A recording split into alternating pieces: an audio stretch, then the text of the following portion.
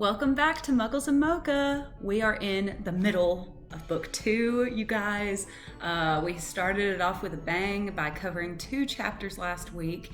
And yeah, I'm just excited to jump into chapter 3 with you guys today. I wanted to start by saying another thank you. I've been getting a lot of comments lately on these posts, and I just really enjoy that. If you ever have a thought that you want to share, or something you want to point out, anything, please leave me a comment because I just love learning new things. If you're new, welcome to our Harry Potter book club where we're covering every single Harry Potter book, one chapter at a time.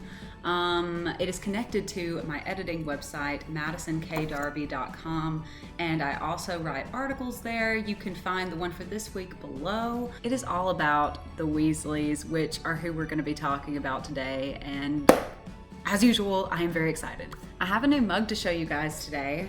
It is a Harry Potter mug. It's a travel mug, so a little different than usual, but it has the Hogwarts castle on it in like this gold enamel looking thing. Anyway, I'm thinking about getting a new Harry Potter mug, guys. It's from this account. I follow them on Instagram. It's called Bookish Wonder. You may have seen like advertisements pop up from them. I know I have every once in a while, and then I ended up following them. But they have some cool Harry Potter stuff. Have you ever ordered anything from there? Let me know, because I'm really thinking about getting one of their mugs that has like Hogwarts in different seasons and stuff. I don't know. You may be seeing it on a upcoming Muggles and Mocha episode, so we'll see. Before we get started talking about chapter 3 though, I have the results from the poll that I did about a week or 2 ago whenever we were finishing Harry Potter and the Sorcerer's Stone. I sent out a poll to try to find out what the most popular Harry Potter book was, and if you'll remember, I had my guesses because I didn't know if it was going to be Prisoner of Azkaban or the Half-Blood Prince. So without further ado, let's see what the results are. Okay, before I reveal these results, please keep in mind, I am not very good at math. That's kind of an understatement. These percentages don't exactly equal 100 because I didn't go like 2 decimal places over or anything like that. I didn't round, I didn't, So this is just approximate percentages for each of these books. So when it comes to the results, which I will either put over here or over here, when I asked you guys what your favorite Harry Potter book was, Sorcerer's Stone got 5%. Chamber of Secrets got 0%. See, look, I told you guys. This is like everyone's least favorite book for some reason. I'm really going to be thinking about that. If you know why this is your favorite book, please comment below because I'm really interested in that. Prisoner of Azkaban got 23%. Goblet of Fire also got 23%. Guys, I haven't read Goblet of Fire in a really long time. It's probably the one I've read the least, and it's not because I don't like it. I mean, obviously it's a really cool book, and 23% of you answered that it was your favorite one. So, it's awesome, but it's also really long, and I think sometimes I maybe just skipped it during the reread process. I don't know. Order of the Phoenix got 17%. Half-Blood Prince got 35%.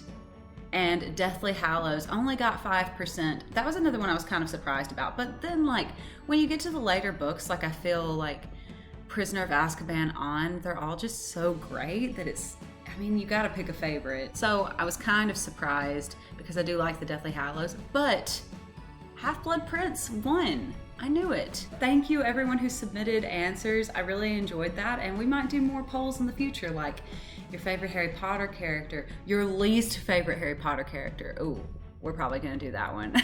Not that I like talking about negative stuff all the time, but that's where the debates come out, right? So now that we've covered all of that, let's get into chapter 3 of Harry Potter and the Chamber of Secrets. And it is called The Burrow, because right when we get started, Ron, Fred, and George have rescued Harry from the Dursleys, and they begin collecting Harry's things using Muggle lockpicks. I always love that part. I just think it's a really nice touch that, of course, Fred and George would be able to use those as well as magical ways. But they barely get away because Uncle Vernon has a breakdown. This is the second book, guys. Like, he is so unstable. He grabs Harry by the leg. And as I was reading this time around, I was like, what are you trying to accomplish here? You hate this kid. If I was Uncle Vernon at this point, I'd be like, please take him and never bring him back. Like, go. But instead, he's like, he's getting away. We must keep him locked up. Like, I just don't know what this man is thinking here. And a couple of you talked about how terrible Uncle Vernon was for last week's article and video. And yay, thank you. I'm glad you agree with me because I just felt like he was just really terrible this time around. So as Harry, Ron, Fred, and George fly away in the magical flying Ford Anglia, which is going to become a staple of the series, Harry talks about Dobby. And funnily enough, they all actually kind of guess that Malfoy is responsible and that Malfoy sent Dobby possibly as like some sort of joke to keep Harry from coming back to school. And honestly, like, they're so close because, you know, Dobby does belong to the Malfoys, but Dobby is actually acting of his own volition against his master's wishes. Which, if you haven't gotten to watch the video last week or read the article, they both kind of talked about similar subjects. Please do, because we talked about Dobby and how awesome he is, and hopefully it was a good defense of him because I feel like we take him for granted. And if you watch the video, you'll see why. As they're flying to the Burrow, this is also a moment when Harry gets to learn a little bit about Ron's dad and his job at the Ministry of Magic. And this is kind of the first time I feel like we really learn a tiny bit about the Ministry of Magic. And that knowledge is obviously gonna increase as we go on, like especially in the 5th book with the corruption that exists there, going through the rest of the series. And I'm just really excited about that because I feel like that's just a really rich component of the book series that comes into play later on when Harry's a bit older. When it comes to Arthur Weasley, you have the irony of him working in the misuse of Muggle artifacts office and yet messing around with Muggle items and just having this fascination with the Muggle way of life. And okay, man, I've just really been ragging on the movies lately, and I'm not meaning to do that. I don't hate the movies. I really don't. There's just things that I think, one, they made weird decisions for. I just watched the Prisoner of Azkaban movie, and so I'm like really fresh off of the anger of being mad at the movies because that's like my least favorite one. So yeah, like you have things that they choose to do, but then I think there's other parts that were just so hard to translate to the movies to make it really fun for an audience who didn't read the books to watch. And separating the Muggle world from the Wizarding world is one of those things for me. Like, in the movies, they start wearing Muggle clothes all the time when they're not at Hogwarts. And in the books, we just don't get that. You get, like, in the 4th book, wizards don't even know how to dress as Muggles, and that they have a really hard time blending in. And it makes this, like, obsession of Arthur Weasley's make sense, because then, like, the Wizarding and Muggle worlds are these separate places that don't really have a lot to do with each other, and so a lot of it is a mystery to him, like when it comes especially like to technology and transportation and just culture in general, clothing. Yeah, I think that you kind of lose the meaning behind Arthur's fascination with the Muggle world in the movies because they're like mixed together. It's just, don't get me started. That's just another thing that I don't know if it's exactly I'm aggravated at the filmmakers because it would just be really hard to express that through movies. I don't know. What do you think about it? Let me know. So the boys finally arrive at the Burrow, which is the first time we get to see it. And I just love how it is described in the book and in the movies too. Like I enjoy seeing what it looks like. And it's actually on the cover of my book. The Burrow represents just rest and serenity to me throughout these books because it's the place Harry goes and kind of like regathers and recoups his strength and just recovers from some of the things that he goes through. So the Burrow is just like a really special place to all of us, I'm sure. but it's even more special because of the people who live there. Like I've said, my article this week is all about the Weasleys and the impact that they have on Harry's life throughout the rest of the books.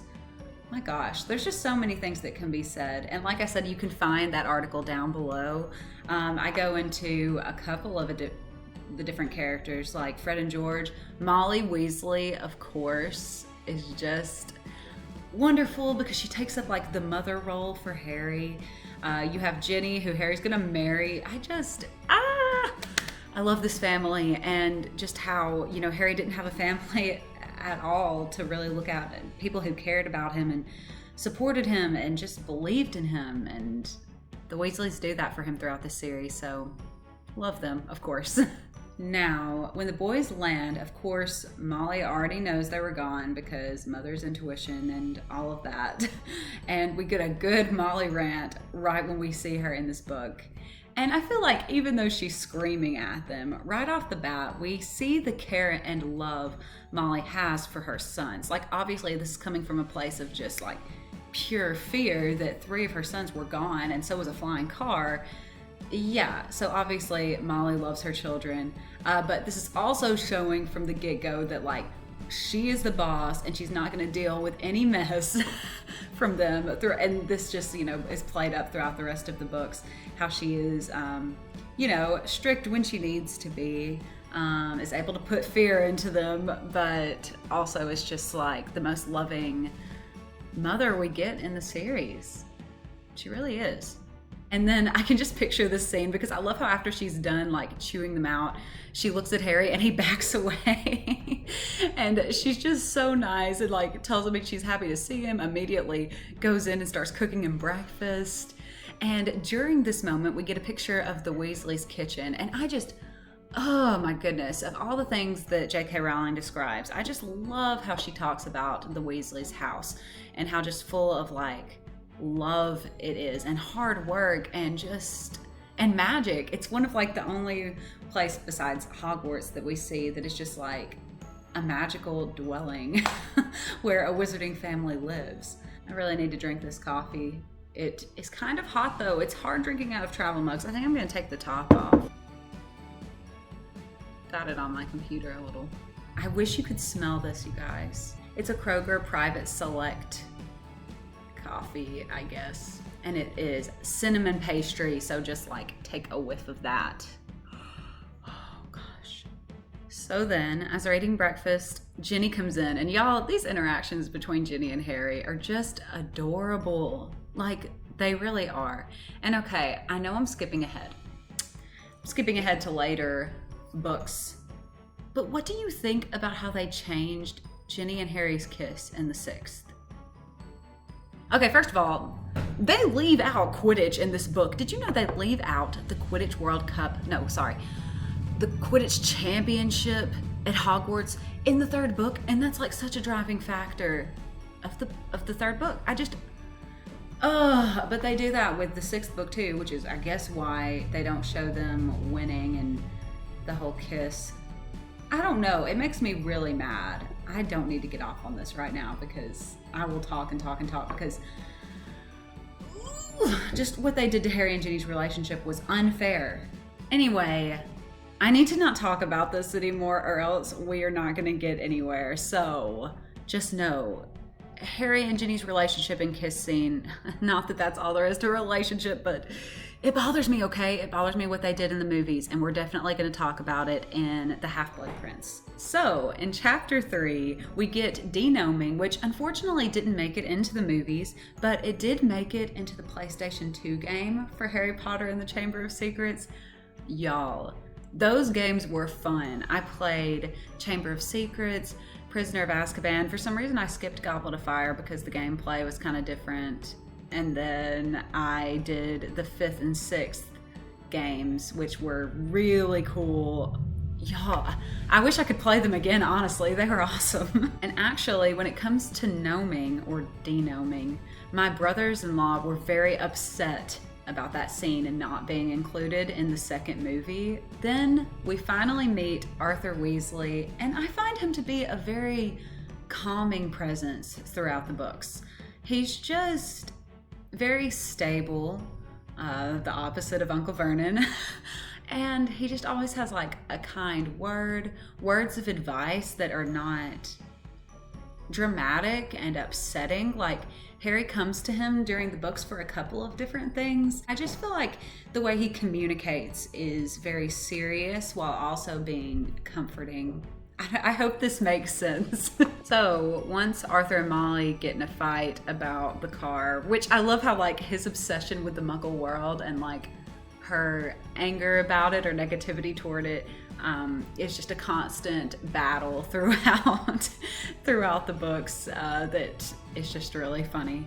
But we see it firsthand here, and the boys just kind of back away slowly. And this is when Harry and Ron go up to Ron's room, and we get just another classic Harry and Ron moment, especially early in their relationship, where they're still kind of learning a lot about each other and just getting to know each other, really. And we know that Ron is constantly self-conscious about what other people will think because of his family situation. That's something that follows him throughout the books, you know, like with his family's status and maybe not having as much money.